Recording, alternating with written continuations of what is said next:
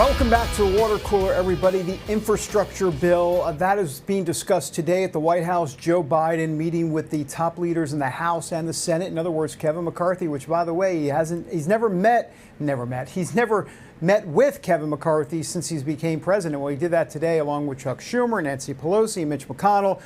The big four, the four horsemen. Never mind. Check the biblical reference out on that one. They were there at the White House. Here's a little bit of that before they got going.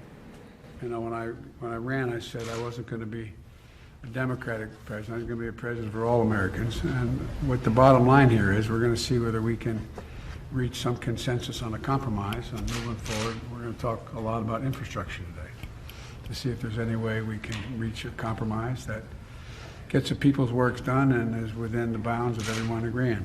And that's the purpose of this meeting. This is real simple stuff. The Republicans, and don't get me started on the fact that the Republicans want to spend about $800 billion on just infrastructure, but they're willing to do it.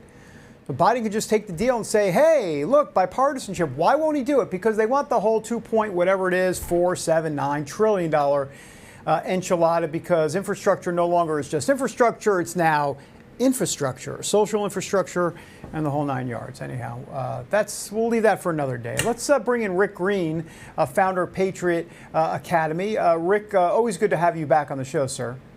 Hey, David, good to be back, bro. Well, we just talked about infrastructure, but I want to move on to this H.R. 1. This was also going on yesterday in committee. So what's your sense about why don't you kind of reset for everybody? We've talked about it a lot here on the show, but explain the dangers of H.R. 1, Democrats, in essence, trying to federalize the election process. Yeah, man, let's just back up a second and look at the big picture across the country. What the Democrats are claiming is that Republicans don't want people to vote. And what the Republicans are saying is, look, we want everybody to vote that is voting legally. We just want to make sure that your legal vote is not canceled out by an illegal vote. So we got to have some sort of verification process here. So things like voter ID just make good sense. In fact, 77% of the country agree that you ought to have a voter ID. When you go vote, you should have to show a picture ID. But what the left is claiming is that somehow we're suppressing the vote whenever we have any requirements. Now, listen, if one side is saying that what they want is a system where you can't verify who's voting and it's easier and easier to cheat, we should probably pause for a minute and say they might be up to no good. When the other side is saying, everybody, we want you to vote if you're legal. We just want to have some common sense verification processes in place. Those are probably the folks we should be supporting here. And so what's happening is the left is trying to take this over at the federal level and have Congress mandate to all of the states how they will do their elections and literally take from the states the ability to make the decisions with regard to voter ID and all these other verification processes. Now, David, you know I'm a Constitution guy. Right there in Article 1, Section 4, Paragraph 1, right there, if I can point to it correctly, it says the states will determine these things. The only problem is the second half of the paragraph allows for the feds to step in rare circumstances. That's what the federal government's trying to do here. That section I actually support striking out of the Constitution. We need an amendment there in order to save our constitutional republic and save our election process.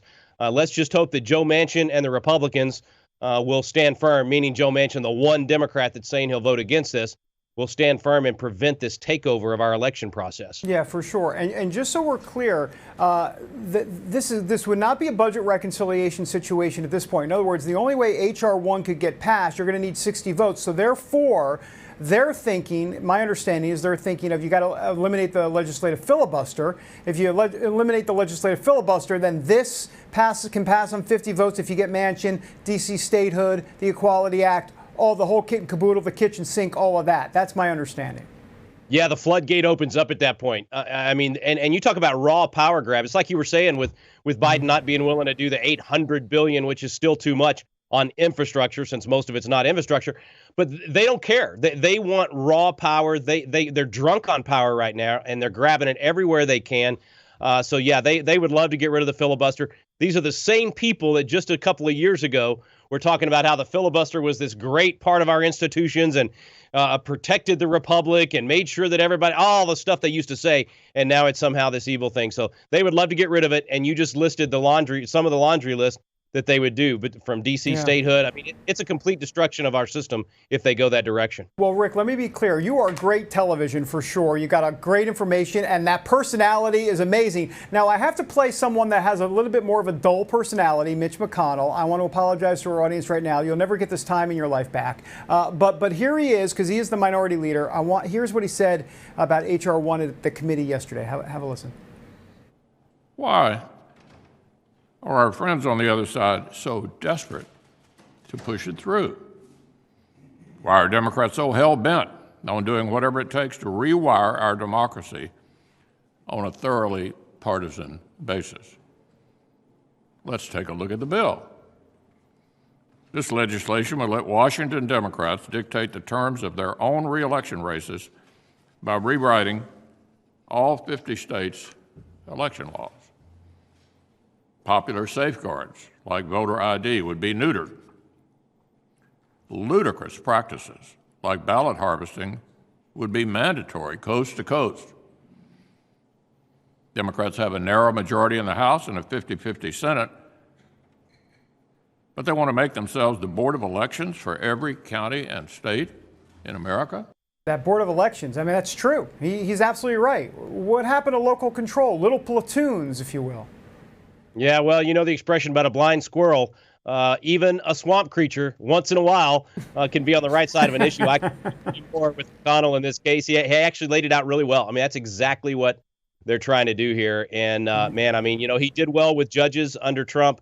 I'm hoping that he can deliver a victory for us on this H.R. 1. Yeah, we'll see about that.